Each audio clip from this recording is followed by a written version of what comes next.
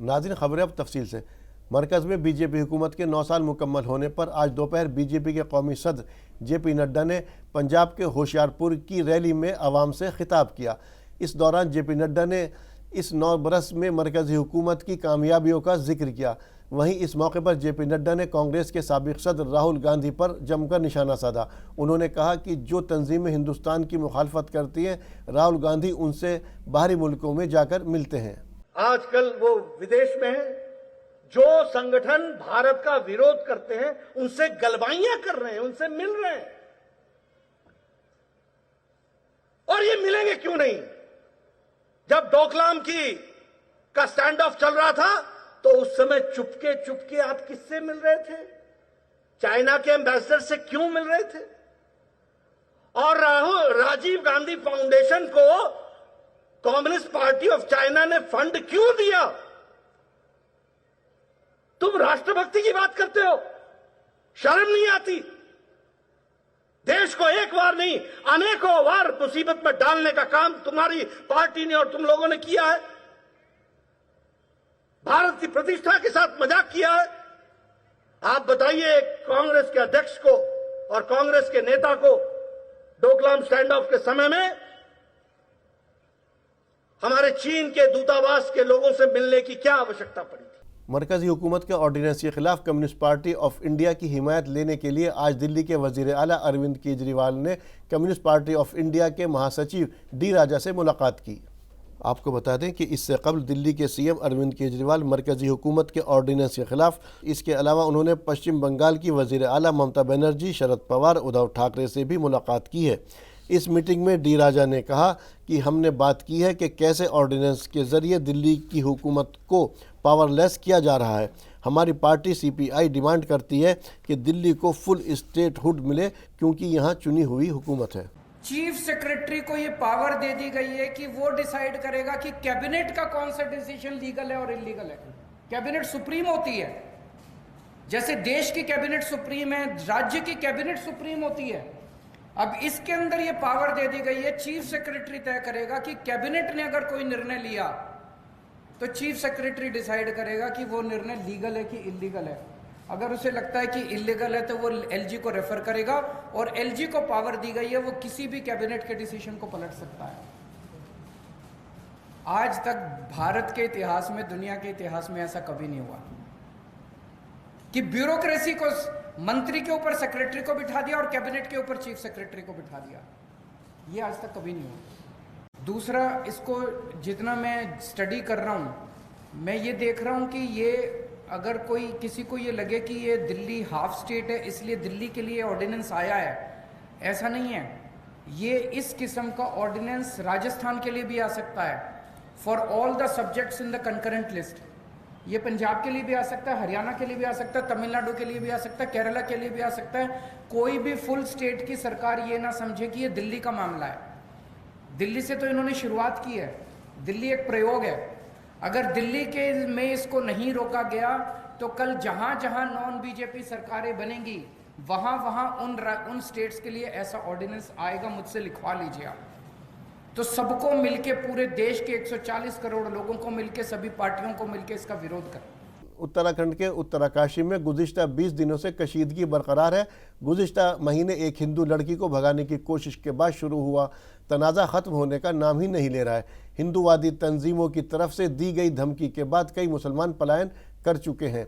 इस मामले में विश्व हिंदू परिषद और बजरंग दल ने 15 जून को महापंचायत का ऐलान किया है। हालांकि उत्तराखंड के DGP अशोक कुमार ने कहा है कि मकामी इंतज़ामिया ने महापंचायत की इजाज़त देने से इनकार कर दिया है। जो भी कानून की खिलाफ वर्जी करेगा उसके खिलाफ कार्रवाई की जाएगी। पूरी तरह से सजग है, सतर्क है, कानून व्यवस्था बनाए रखने हेतु जो भी आवश्यक कदम होते हैं वो सब उठाए जा रहे हैं। किसी को भी शांति भंग करने की इजाज़त नहीं दी जाएगी। मेरी सभी पक्षों से अपील है कि कृपया करके शांति बनाए रखने में हमारा सहयोग करें। किसी को भी कानून तोड़ने की इजाज़त नहीं दी जाएगी। शांति बनाए रखने हेतु जो भी आवश्यक कदम है सब प्रशासन द्वारा उठाए जा रहे हैं और जो फिर उनका उल्लंघन करेगा किसी भी कानून का तो उसके विरुद्ध कार्रवाई की जाएगी। पूरी तैयारियां जो है हमने फोर्स वहां पे लगा दी है और पूरी तरह से हम सतर्क हैं। किसी को भी गैर कानूनी काम करने की इजाजत नहीं दी जाएगी और शांति व्यवस्था हर हालत में बनाई जाएगी। उत्तराखंड के उत्तरकाशी में हालात बेहद नाजुक हैं। हिंदुवादी तंजीमों की तरफ से दी गई धमकी के बाद कई मुसलमान ताजिरों को बेहद दिक्कतों का सामना करना पड़ रहा है। बजरंग दल ने 15 जून को महापंचायत का ऐलान किया है, जिसके बाद पुरोला में महापंचायत को रोकने के लिए यहां जिला इंतजामिया ने 14 से 19 जून तक धारा 144 लागू कर दी है। इसी बीच बजरंग दल के सदर अनुज वालिया ने बड़ा बयान दिया है। उनका कहना है कि पुरोला में महापंचायत को रोकना हिंदुओं के खिलाफ बड़ी साजिश है। इंतजामिया शरपसंदों को बचाने में लगी हुई है। आज ही धारा 144 लागू कर दी गई है। इससे पहले जब इतना बड़ा बवाल हुआ तब जिला इंतजामिया कहाँ थी। देखिए, पहाड़ के ऊपर और पुरोला में मैं पुरोला की जनता को नमन करता हूँ। उन्होंने स्वाभिमान के साथ उनकी बेटियों के साथ जो बलात्कार, लव जिहाद की घटनाएं षड्यंत्र के रूप में हो रही थी, उसके खिलाफ खड़े होने का काम किया है। ये नमन के लिए हम सब लोग यहाँ आए हैं। एक महापंचायत का आयोजन पुरोला में हुआ था कि हम अपनी बेटियों को इस जिहाद की आंधी से कैसे सुरक्षित करें, उसको लेकर हम यहाँ आए हैं। सर, ये कहावत है सर कि अगर ऐसा नहीं है, छोटी छोटी 9 साल की बेटियों के अंदर जिन्हें समझ नहीं है उन्हें हम खोटा नहीं कह सकते। हो सकता है कि एक दो घटनाएं होंगी, पर उसके पीछे कितना षड्यंत्र, हम एक दिन में उसे ठीक करने निकलते हैं। ये 2 साल 1 साल एक लड़की को बहलाने में, फुसलाने में, षड्यंत्र करने में, उसकी वीडियो बना के उसे ब्लैकमेल करने में लगाते हैं। हमारा सिक्का खोटा नहीं है, हमारे इनके सिक्के खोटे हैं, इनके मंसूबे खोटे हैं, इनके षड्यंत्र खोटे। देखिए, प्रशासन का फेलियर है। उन्होंने धारा 144 लगाई है। हिंदू समाज को दबाने का काम प्रशासन कर रहा है। कुछ अधिकारी वामपंथी विचारधारा के हैं, जिहादी विचारधारा के हैं, जो उन्हें अप्रत्यक्ष रूप से सहयोग कर रहे हैं, हिंदू समाज को दबाने का काम कर रहे हैं। ये पंचायत हिंदुओं के स्वाभिमान के लिए थी, अपनी बेटियों के रक्षा के लिए थी, किसी धर्म, किसी विशेष के खिलाफ नहीं थी। खिलाफ थी तो जिहादियों के जो लव जिहाद करते हैं उन्हें रोकने का काम प्रशासन का है। अगर प्रशासन विफल होता है तो हिंदू ओवैसी जो 15 मिनट के लिए पुलिस हटाकर हिंदुओं का कत्लेआम की घोषणा करता है, उसे इन घटनाओं के लिए नहीं बोलना चाहिए। उसकी औकात केवल देश के अंदर एक कुत्ते की है जो भौंकता रहता है। उसकी सीरियसली उसे कोई नहीं लेता, हम भी नहीं लेते हैं। तो उसके षड्यंत्र, उसके तार, इन लोगों के तार उससे मिले हुए हैं। वो एक एनजीओ के थ्रू, एक योजना के तहत लव जिहाद को संरक्षण देने का काम करता है। उसका बयान यहीं तक है। तमिलनाडु में देर रात बिजली और आबकारी वजीर वी सेंथिल बालाजी को ईडी ने मनी लॉन्ड्रिंग के एक केस में गिरफ्तार किया है। वजीर को रकम के बदले नौकरी देने के घोटाले में पूछताछ की गई। पूछताछ के तवील सेशन के बाद मनी लॉन्ड्रिंग की रोकथाम कानून के तहत गिरफ्तार किया गया। गिरफ्तारी के चंद घंटों के बाद ही सेंथिल बालाजी की तबीयत बिगड़ गई। सीने में दर्द की शिकायत के बाद उन्हें चेन्नई के एक अस्पताल में भर्ती कराया गया, जहां डॉक्टरों ने बताया कि उनके दिल में ब्लॉकेज है और सर्जरी की ज़रूरत है। तमिलनाडु के बिजली वजीर सेंथिल की गिरफ्तारी पर डीएमके से लेकर कांग्रेस और आम आदमी पार्टी ने ईडी की कार्रवाई की मुखालफत की है। कांग्रेस के कौमी सदर मल्लिका अर्जुन खड़गे ने कहा है कि यह सियासी तशद्दुद के अलावा और कुछ नहीं है। जो बालाजी की घटना हो गई, एक्साइज मिनिस्टर को उन्होंने जो हरासमेंट करके रात में अरेस्ट कर लेके गए, वो कहीं भागने वाला नहीं था। वो कोई एक मुंह छुपाने वाला आदमी नहीं था।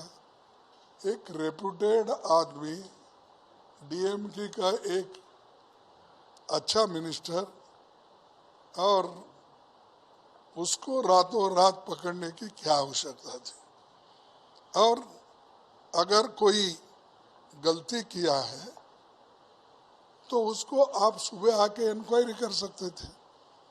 आप एक तरफ सीबीआई रेड डाल रहे हैं उनके घर पे, उनके दफ्तर पे, और उनके खिलाफ कार्रवाई करके ईडी ने अगर रातों रात उसको लेके जाती है तो ये घटना मैं इसको कंडम करता हूं। और खास करके ये जो बीजेपी गवर्नमेंट डराने की कोशिश कर रही है और सप्रेस करने की कोशिश कर रही है, और यही शाह और वहाँ पर बोल के आए थे कि तमिलनाडु का चीफ मिनिस्टर बनेगा। जब एक तरफ तमिलनाडु में चीफ मिनिस्टर बनाने की कोशिश कर रहे हैं, दूसरे तरफ जो डीएम के सरकार वहाँ अस्तित्व में है, उसको डराने की कोशिश कर रहे हैं। तो ये इससे यही मालूम होता है कि केंद्र सरकार ये डर के हरासमेंट कर रही है और लोगों को CBI, ED, CVC, anti corruption ऐसे इंस्टीट्यूशन को मिसयूज कर रही है। और हम पहले से बोलते आ रहे हैं कि इतना मिसयूज कर रहे हैं गवर्नमेंट गिराने के लिए, गवर्नमेंट बनाने के लिए वही कोशिश कर रहे हैं। तो इसलिए मैं जो घटना यहाँ पर तमिलनाडु में घटी, डीएमके के मिनिस्टर के ऊपर जो आज ये हरासमेंट किया जा रहा है, उसका और एक बार मैं खंडन करता हूँ, कंडेम करता हूँ। तमिलनाडु के बिजली और आबकारी वजीर वी सेंथिल बालाजी को गिरफ्तार करने के मामले में आज दिल्ली के वजीर आला अरविंद केजरीवाल ने भी बीजेपी हुकूमत पर जमकर निशाना साधा। सीएम केजरीवाल ने कहा कि सीबीआई और ईडी का नाम बदलकर बीजेपी की फौज रख देना चाहिए। ये एजेंसियां सिर्फ बीजेपी की सियासी हथियार बनकर रह गई हैं। भारतीय जनता पार्टी को अगर ये लगता है कि तमिलनाडु में डर फैला के उनके मंत्रियों को गिरफ्तार करके उनकी सरकार को इस तरह से उनके पीछे ईडी छोड़ के उनकी सीट आ जाएंगी, तो वो भूल जाएं तमिलनाडु में उनकी एक भी सीट नहीं आने वाली। पूरा देश देख रहा है। एक जमाना था जब अगर सीबीआई रेड मारती थी किसी पे, ईडी रेड मारती थी, तो लोगों को लगता था कि इसने कुछ गलत काम किया होगा। अब अगर सीबीआई और ईडी रेड मारती है तो लगता है कि इसने कुछ ठीक ही काम किया होगा, इसीलिए इसको तंग किया जा रहा है। इसीलिए ये सीबीआई और ईडी का नाम बदल के बीजेपी सेना रख देना चाहिए। ये अब कोई इन्वेस्टिगेटिव एजेंसीज नहीं बची हैं। I strongly condemn the arrest, the Reds and on the minister in Tamil Nadu and the arrest of the minister. The manner in which the arrest has been done is also very objectionable, and the whole country is seeing that ED and CBI are not being sent against those people who are corrupt. On the contrary, all the corrupt people, wherever they are seeking refuge to BJP, so they are being protected. BJP government is sending all ED and CBI only to the opposition parties, opposition ruled states, and we strongly condemn it. And if BJP feels, if they think that they will be able to get a few seats in Tamil Nadu in the Lok Sabha elections by using ED and CBI, I think they are living in a fool's paradise. They will not get even a single seat. We strongly support Thiru Stalin Saab and his entire government, and we stand with them. BJP ने गुज़िश्ता रोज़ गहलोत हुकूमत के खिलाफ जयपुर में ज़बरदस्त एहतजाज किया, जिसमें BJP के कारकुनान ने हिस्सा लिया। बीजेपी के इस एहतजाज पर कांग्रेस रियासी सदर गोविंद सिंह डोटासरा ने निशाना साधा। उन्होंने बीजेपी के इस एहतजाज को फ्लॉप शो बताते हुए कहा कि बीजेपी ने 2500 लोग बुलाए थे, लेकिन 500 भी नहीं आए। प्रोग्राम में कुर्सियां खाली पड़ी थी। प्रोग्राम में ना तो साबिक वजीर आला पहुंची और ना ही साबिक रियासती सदर पहुंचे। आज जब ये कार्यक्रम हुआ इनका भाजपा का, तो ऊपर से ऊपर 1500 लोगों से ज्यादा इनके पास में भीड़ नहीं जुट पाई। और जो मंच के ऊपर मौजूद थे, जो उपस्थित हुए, जिन्होंने अपनी बात रखी, उनमें से एक भी व्यक्ति ने कोई दमदार बात नहीं की, सरकार की योजनाओं के खिलाफ कोई बात नहीं कर पाए, सरकार की योजनाओं में कोई कमी खामी नहीं निकाल पाए, और केवल जो पिछले 1.5 साल से राग अल्पा रहे हैं भ्रष्टाचार का, उसी को रिपीट करके अपने कार्यक्रम की इतिश्री की है। प्रमुख बात यह है कि 4-5 महीने चुनाव के रह गए, लेकिन भारतीय जनता पार्टी अपने आप को सरकार के विरोध में किसी भी कार्यक्रम में एक नहीं कर पाई। जो इनका प्रमुख चेहरा है भाजपा का, जो पूर्व मुख्यमंत्री है वसुंधरा राजे जी, और पूर्व प्रदेशाध्यक्ष जो उपनेता भी हैं सतीश पूनिया जी, उनका इस कार्यक्रम से दूरी बनाना ये प्रमाणित करता है, ये साबित करता है कि इनके केवल मतभेद नहीं है बल्कि इनके मनभेद हैं। अपने बेबाक बयानों को लेकर सुर्खियों में रहने वाले सपा सांसद डॉक्टर शफीकुर रहमान बर्क ने इस बार योगा डे को लेकर हुकूमत को घेरा है। सांसद डॉक्टर शफीकुर रहमान बर्क ने योगी हुकूमत के मदरसों और दरगाहों में योगा डे मनाए जाने के ऐलान पर एतराज़ जताया। उन्होंने कहा है कि वह योग के खिलाफ नहीं है, योग करना अच्छी बात है, लेकिन योग मदरसों का हिस्सा नहीं है। डॉक्टर शफीकुर रहमान बर्क ने आगे क्या कुछ कहा, आइए सुनते हैं।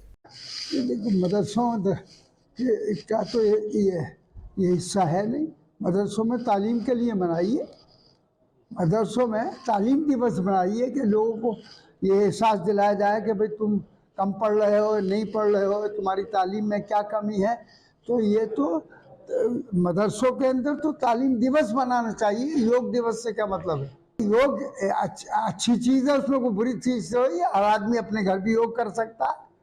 अपने क्या पहले अखाड़े थे, ये थे, सब पहलवान कसरत करने जाते थे, तो पहले न था, लेकिन भाई पहले तालीम की भी कमी थी। अभी ये इन्होंने डेवलप करके इसको एक कानून बना दिया। नहीं, ये मदरसों में हरेसमेंट फैलाने के लिए सिर्फ, और ये चाहते हैं कि ये मदरसे न चले और मुसलमान बच्चे वो अपने मजहबी तालीम हासिल न करें। तो ये इनका एक ही मंशा है।